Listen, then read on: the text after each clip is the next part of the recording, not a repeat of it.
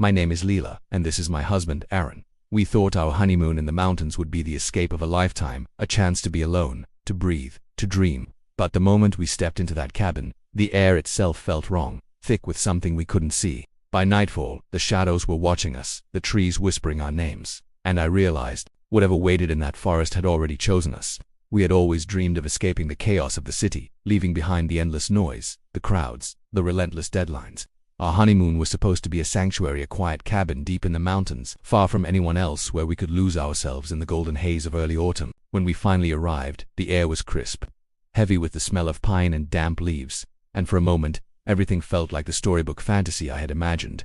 The cabin stood alone at the edge of the forest, old but dignified, surrounded by towering trees that swayed gently in the breeze. From the outside it seemed welcoming enough, though there was a subtle, uneasy quiet about the place, as if the forest itself was holding its breath.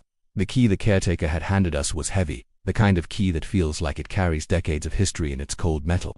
The door opened with a reluctant creak, and the smell hit me immediately, a strange mix of dust, old wood, and something faintly metallic, almost like blood, though I tried to convince myself it was just the scent of rusted hinges. Inside, the cabin was covered in white sheets, like furniture waiting for a guest who would never arrive.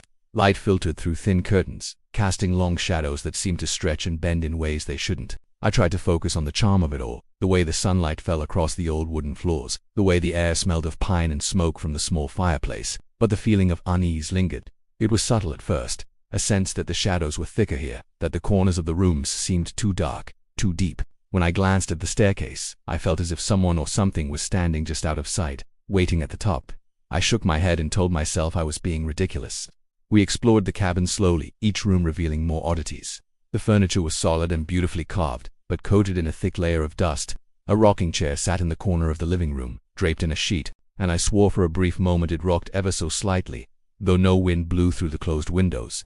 On the mantel, I noticed a small mirror tarnished with age. My reflection looked back at me, but the way the light caught the edges of my face made me feel like someone else was standing behind me. I spun around, heart pounding, but the room was empty. By late afternoon, the unease had grown into something sharper, something that gnawed at the edge of my thoughts. The forest outside seemed to shift when I wasn't looking directly at it. Shadows moved between the trees, always just at the edge of vision. I told myself it was the way the sunlight played through the branches, the way my eyes adjusted, but I couldn't shake the feeling of being watched, that unseen eyes were tracking my every step. Night came quickly. The sunset painted the sky in fiery oranges and reds, and the forest outside the cabin became an inky blackness. We tried to light the fireplace, but the match seemed reluctant to catch. Eventually, the flame sputtered and danced, throwing more shadows than light, flickering across the walls and making the sheets on the furniture look like restless forms. I lay in bed that night, trying to focus on my partner's breathing, the steady, comforting rhythm that usually calmed me. But even with them there, I couldn't sleep. The shadows seemed to gather near the ceiling, forming shapes that shifted and stretched, moving closer with every passing hour. It was in that half-sleep, half-wake state that I first saw it. A reflection in the window, standing just outside the cabin, framed by the moonlight. A figure, tall and impossibly still, watching me. I blinked, and it was gone. I tried to tell myself it was my imagination, the play of shadows, or my own fear, but the feeling it left behind was undeniable. The air seemed heavier, the darkness more oppressive, and I felt certain that something had followed us into the cabin. Something that was now waiting, silently, just beyond the door. I tried to convince myself that the cabin, the forest, and the strange feeling that hung over the place were simply products of my imagination. After all, I had never spent time in such isolation, and my mind had a tendency to fill empty spaces with shadows and whispers. But as the day began, small details started to make me doubt my own sanity. Footprints appeared in the soft, damp soil outside the cabin, footprints that were too large to be mine or my partner's. They led away from the cabin into the forest, then disappeared as if swallowed by the trees. I traced them briefly, feeling the cold bite of fear creeping up my spine, and then turned back, pretending I hadn't seen anything.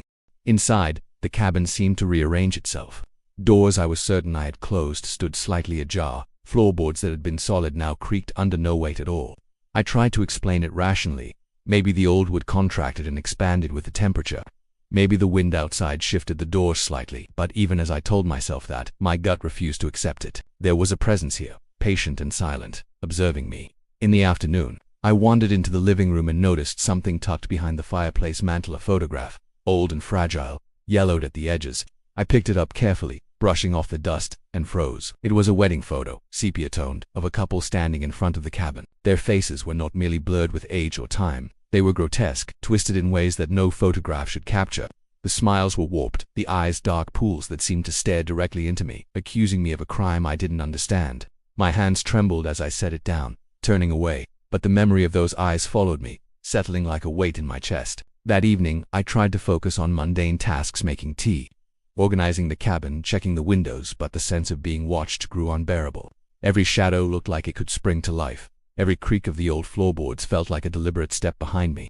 I tried to talk to my partner, but words felt meaningless. They laughed when I mentioned the photograph, or the footprints, or the shadows, calling me overly anxious.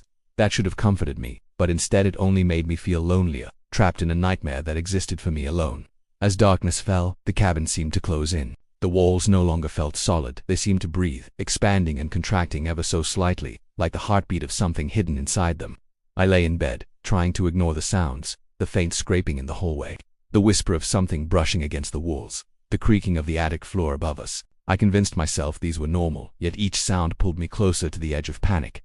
Then, I heard it, a whisper, soft, urgent, almost pleading, coming from the hallway outside the bedroom door. I froze, straining to listen.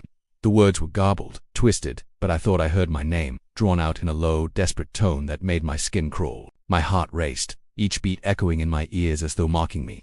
I dared not move, dared not breathe too loudly, afraid that any sudden motion would summon whatever it was to me. Summoning courage, I peered through the crack of the curtains at the forest outside. The moon was rising, casting long shadows between the trees. At first, everything seemed still, but then movement caught my eye. A figure, or perhaps a collection of shadows, shifted between the trunks. It lingered there, not walking, not running, simply watching. The longer I stared, the more I felt drawn to it, as though it were calling me into the forest. And then, just as suddenly as it appeared, it vanished, leaving only the trees, quiet and dark, but somehow heavier than before. Sleep was impossible that night. I lay awake, listening to the whispering, the scratching, the subtle shifting of shadows, until the first gray light of dawn filtered through the cabin windows. My heart refused to slow, my mind replaying the image of those dark, accusing eyes in the photograph. And in that moment, I realized the forest wasn't empty.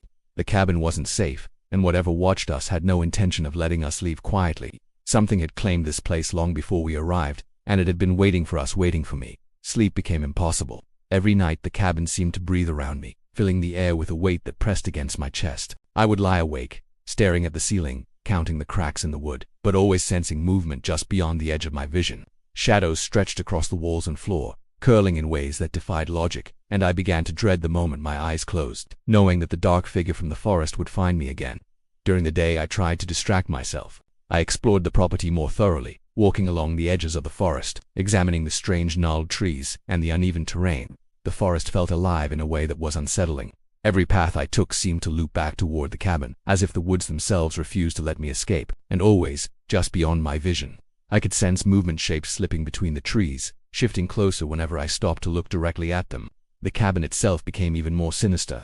Furniture seemed to shift overnight, the sheets that had once covered it now tattered, shredded, as if something had clawed at them in the dark. I discovered more photographs hidden behind drawers and under floorboards. Each one was of different people, all couples, all smiling, but the smiles were wrong. Eyes too wide, faces stretched, limbs unnaturally bent.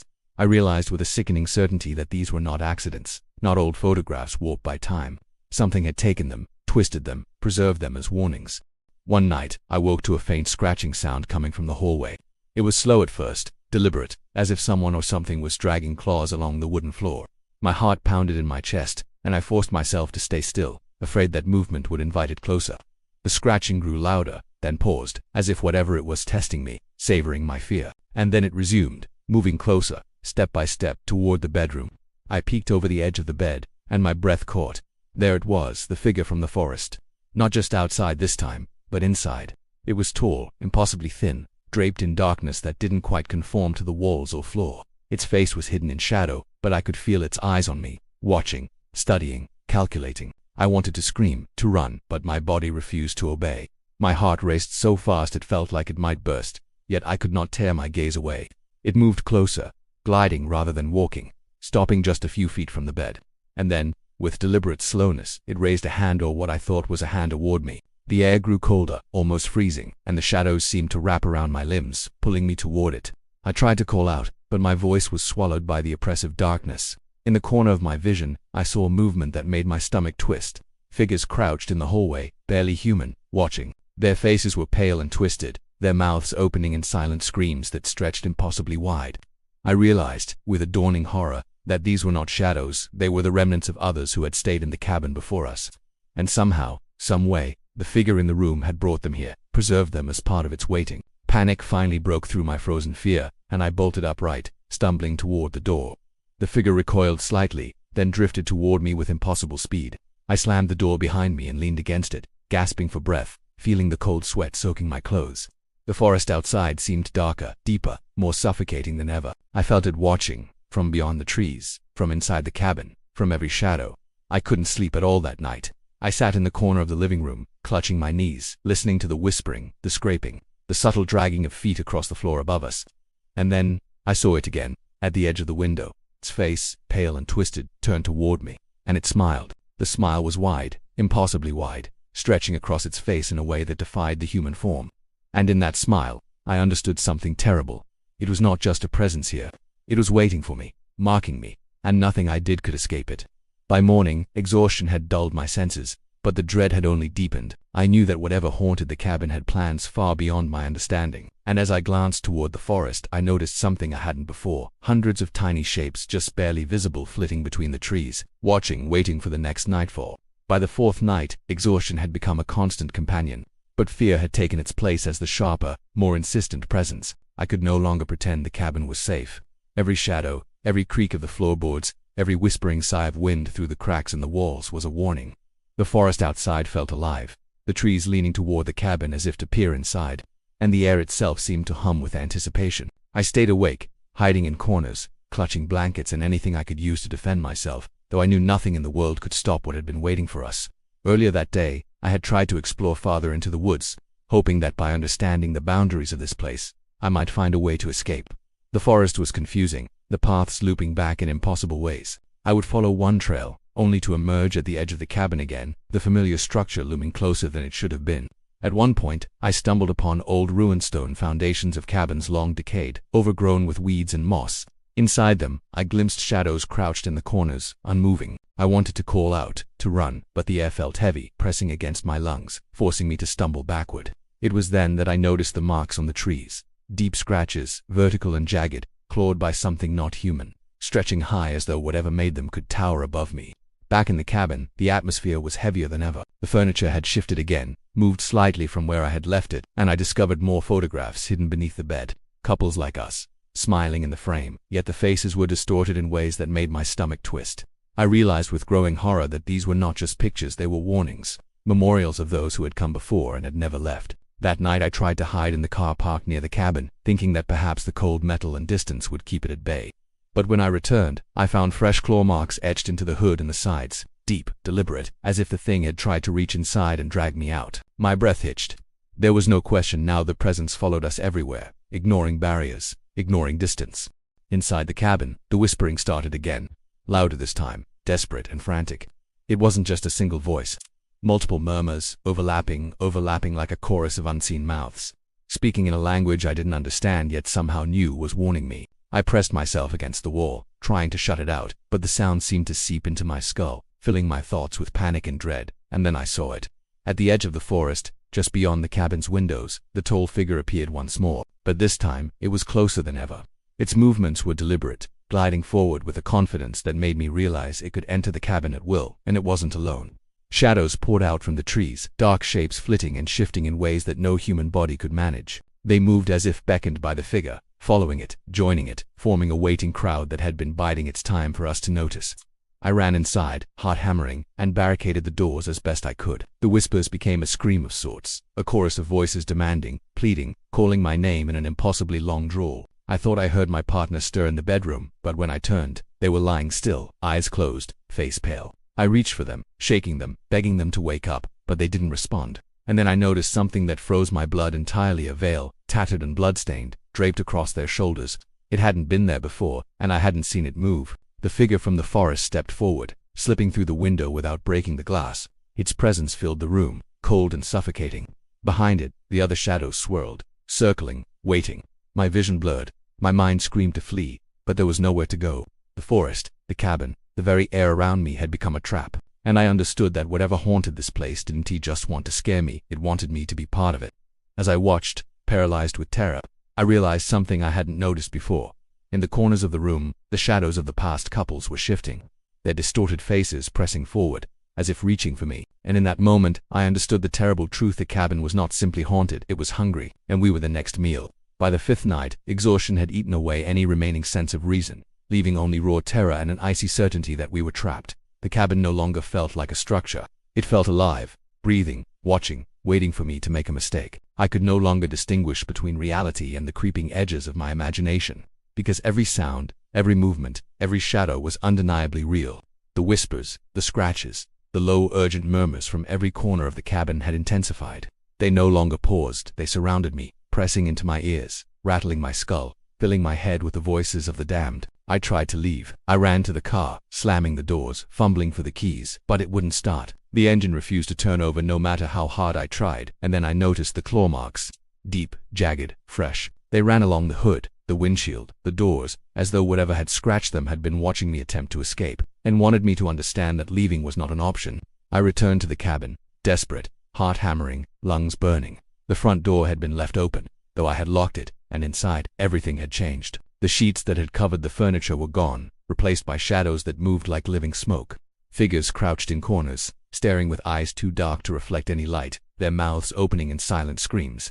The furniture itself seemed twisted, warped, as though the cabin had grown around the shadows, bending reality into something cruel and unfamiliar. My partner lay on the bed, still and pale, their breathing shallow, but their face, it was wrong. The eyes, once familiar, were now black, empty pits reflecting something ancient, something malevolent.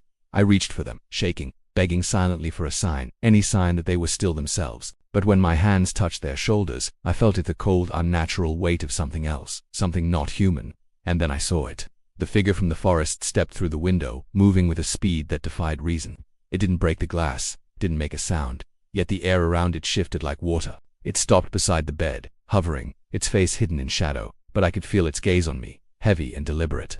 Behind it, the shadows from the forest swirled, filling the room with silent forms that pressed closer, as if the walls themselves were alive and breathing with anticipation. I tried to run, to flee through the door, but my legs refused. It was as if the cabin, the forest, and the darkness had merged into one entity, holding me, forcing me to watch. And then, the whispers coalesced into a single, chilling voice. It wasn't just calling my name, it was echoing my thoughts, repeating my fears, twisting them, turning them back against me. It whispered that I belonged here now, that I had always belonged, that the cabin had been waiting for me all along. I looked down at my partner again, and something broke inside me. Their body was still, but the tattered veil that had appeared earlier now moved of its own accord, wrapping around their shoulders like a living thing. The figure leaned close, and I could see the faintest outline of a smile beneath the darkness. Wide, cruel, and impossible. And then, in that moment, I understood. The cabin didn't want just one of us, it wanted both. I bolted, finally breaking free of some invisible hold, and ran toward the forest, hoping the darkness could be outrun. But the forest wasn't the sanctuary I had imagined. The paths twisted unnaturally, trees shifted, and shadows darted along the edges of my vision, always just beyond reach, always waiting. The whispers followed me, merging with the rustling of the leaves, the snapping of twigs underfoot, until it felt as though the entire world had turned against me. Somewhere behind me, I heard a screamer sound that could have been my partner's, or it could have been something else. Something that had taken them and changed them. I didn't dare look back. I ran blindly, stumbling over roots and rocks, until my legs gave out and I collapsed onto the cold, damp forest floor. The darkness pressed down, thick and suffocating. And in that suffocating blackness, I understood a terrifying truth. The cabin didn't just trap you inside its walls. It trapped you inside its history, its shadows, its hunger. And once it had chosen you, there was no escape. I don't remember how long I lay there, paralyzed by fear. When I finally opened my eyes, the forest seemed empty, quiet. The cabin was gone, or at least, I couldn't see it. But the whispers never stopped. They followed me wherever I went, in the wind, in the rustling of leaves, in the shadows of every room I entered. I am alive, yes, but I am no longer free. And somewhere, deep in the forest, the figure waits, and the shadows grow restless, always seeking the next ones who dare to come too close. Because some places don't let you leave, and some horrors follow you home.